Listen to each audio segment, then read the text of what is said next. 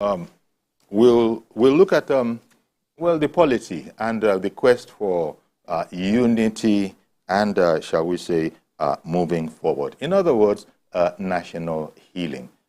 There's a lot of angst out there. No doubt, you know, people who are authoring this believing that they're right. But our guest this morning is Mazi Okechukwu Isuguzoro. He's the former national youth leader and the National Secretary General of Ohaneze Ndigbo. Good morning to you, Mazi. Yes, good morning, Uncle. Thank you very much. Good morning, viewers. Thank you very much for coming on the program.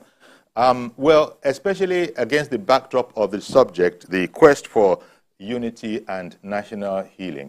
It is a bit bad, let it be said, is it not? And that's why you know, we have this conversation today. It is a bit bad. Yes, it is a little bit bad that at this point in time in our nationhood, a lot of things has gone bad, and we believe that there should be a process for national healing and reconciliation. Because talking from the background of from the Southeast, we will notice that there has been a lot of cries of marginalization. Not only cries of marginalization, there has also been the activities of non-state actors trying to breach the peace and security of the people of the Southeast. Indeed. And there have been also a lot of agitations going in the Southeast regarding that the Southeast has been excluded from the scheme of things in the Nigerian project. But there is a ray of hope in the current administration of the President Ahmed Bola Tinubu, who has been advised and some certain times saying that there must be a process of national reconciliation. And this is what the Southeast people and the Ndigbo in general has been expecting, that there must be some issues that must be addressed. Looking critically to the facilities in the Southeast, let us start from the facilities in the Southeast. Yes, because I was going to, sorry, before you continue, Mazi, I was going to say that, again, when you said some people feel a certain marginalization, I don't know, it depends. Everybody is probably keeping their own scores. I mean, the way other people would see it is that they're being as fair as can be. It's not as if the citizens from the Southeast are not included in the president's cabinet, the Minister of Works, and you know, that kind of a thing. So when people say that, I don't know, do you accept that position? It's not as if it's a given that, yes, indeed, Southern Easterners, specifically Igbo, are excluded. Is that the premise, that Igbos are being excluded? Yes, there is this feelings all over the Southeast that right from the last administration, that Igbos, we are relegated to the background. And we have seen a little improvement in the current administration of the president, that there is renewed hope that Igbos were regarded as 5% in the last administration of the federal government led by former President Muhammadu Buhari, when Igbos were totally over 95% excluded from the scheme of things. But as you know, sorry, Mazi, as you know, I think whether it is right or wrong, the calculation at that time was that, look, they were sort of being proportionally representative vis-a-vis what was the contribution from that area. And as I said, whether right or wrong, that was that. Then, in the last administration. Now, I don't know, do you fault the idea that, you know, things are taken from the point of view of those who contributed the most, going by empirical figures, naturally should be considered ahead of others that didn't consider that didn't contribute as much. I don't know what you think of that whole notion. Yes, I think that the notion of the winner takes it all, and that those who contributed at a certain numerical strength above some certain regions should be considered first, shouldn't be the basis of the process of national healing and reconciliation. At every point in time, there must, even in other developed countries of the world, we will say that there must be some level of acceptance of any political parties in some certain areas or in certain regions. But that does not mean that when the election is over and governance is in process, everybody must from all the geopolitical zones must be contribute to ensure that there is equity, there is a reflection of federal character, and there is also respect that the best hands must be considered from the zones to ensure that every zones are being accommodated in the scheme of things in the presence. But Uncle, that is not the issue here. Okay. The issue here is that at this point in time in the life of our nationhood, we must critically look on issues that will bring peace, stability, and progress of Nigeria. And at this point in time, we must commend the President, Federal Republic of Nigeria, and the Grand Commander of Armed Forces, that the President, Commander-in-Chief, the President, Bola Ahmed Tinubu, contrary to expectations, has surprised a lot of Nigerians. And this is where it becomes very pertinent that Ndi Igbo and the people of the Southeast must ensure that what is most important at this point in time is not about appointments. What is important about us at this point in time is the level of infrastructure development in our zone. Uncle, I must tell you the fact that the first time since 1999, Ndi Igbo are having a hope that there's going to be an infrastructure development in the Southeast.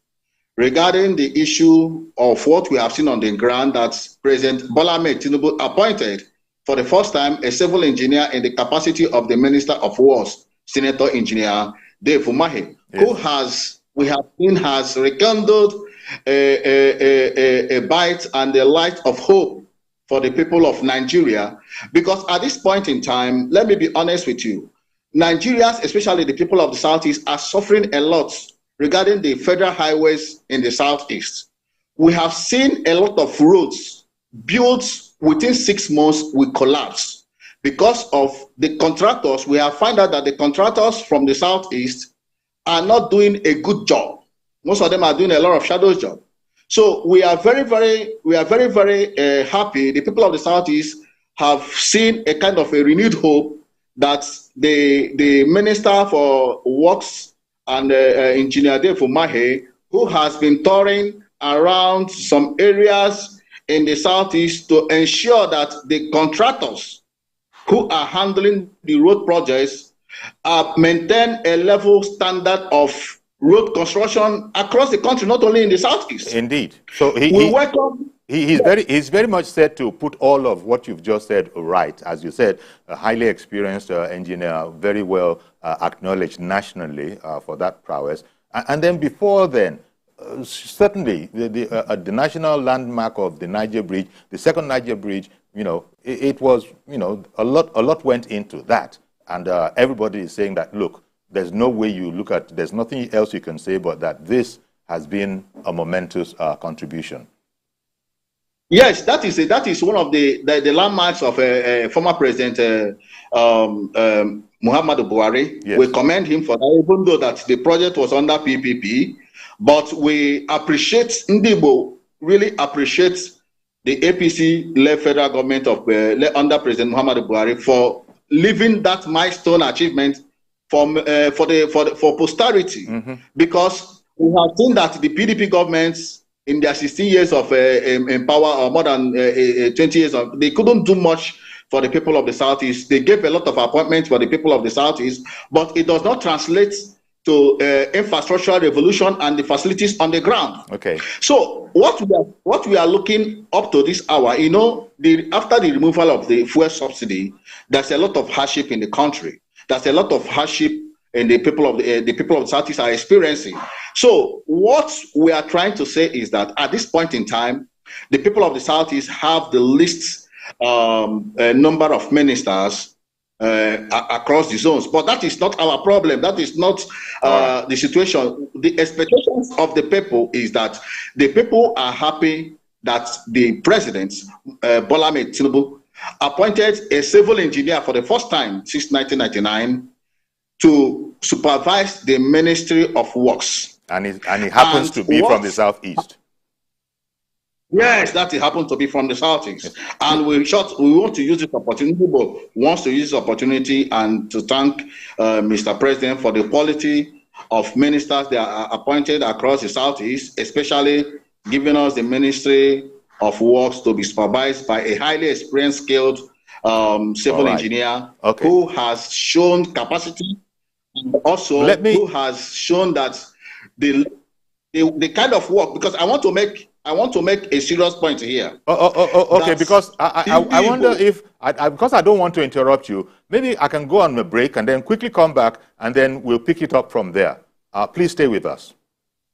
Okay, welcome back. And our guest still is Mazi Okechukwu Isu Guzoro. And we had to go away to a break, but he wanted to make a very important point. We're talking generally about the quest for unity and national healing. It's against the backdrop of maybe bruised feelings that he was speaking about the perceived marginalization.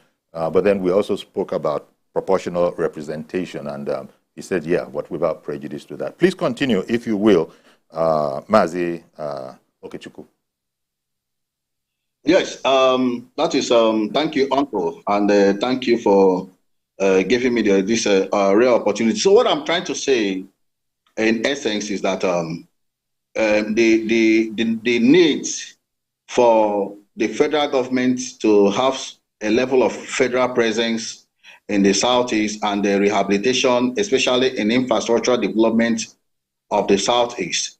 And I want to put it on the record that the expectations of the people of the Southeast at this point in time is that we must have a quality road network. Okay. Most of our federal highways are death traps. Like, you know, the federal government did a little job and a good job between Enugu-Port Harcourt Expressway, but there are some portions that are very, very bad from Aba to Port Harcourt. You know, it's a death trap. Okay, it now be, the federal minister of works will, of course, know that as well as, in fact, better than most people. So I'm sure that whole project is in good hands. Now, whereas all of these that you're talking about are important, but I wanted to also spare some time for the quest for unity, you know, and healing, because there seems to be a situation where candidates of the election, you know, the result has been made known. The situation, the level of relationship between them is still such that it doesn't really allow, it does not appear to me, for a sort of rapprochement and reconciliation. What can you say about that? Because we do need to reconcile. We do need to get along for the progress of not just the Southeast, the entire country. What are your ideas about what we could do in that regard? Well, what I think we should do in this regard is very clear. We are calling on, there must be a sort of dialogue within all the stakeholders and non-state actors from the Southeast. And because most of these boys who are agitating for another state, called Biafra, needs to be talked to. We have the level of insecurity in the Southeast at this point in time. Kudos to the Southeast governors who have done a good job to restore normalcy and to end the disastrous hit at home that have been crippling the economy of the people of the Southeast. Okay. But more is expected to be done on the side of the federal government. What the expectation we keep on hammering is that at this point in time, The federal government must engage the non-state actors through Ohaneze Igbo and through the Southeast governors, and also some Igbo prominent people in APC, which their ringleader is His Excellency Engineer Dave Umahi, who happens to be a strong cabinet and a believer of Asuwaju presidency. Oh, okay. So at this point, I beg your pardon. We've almost run out of time, but I just wanted to get this statement from you about where you feel there is hope for progress. And this is, you've said this, if I paraphrase you correctly, you think there should be much more engagement, perhaps, not from leaders of Ohaneze Ndigbo and indeed of the Southeast, with the federal authorities towards what you've just been saying. Did I sort of, is that really it? A more vigorous engagement. And also, if possible, to grant presidential pardon to all those who are freedom fighters in all the detention across the country, including the leader of IPOB, Mazin Nabekano. Okay, then. This will bring designed hope. But before I leave, I want to make a point, and I want to very briefly, please. Just very briefly. Yes.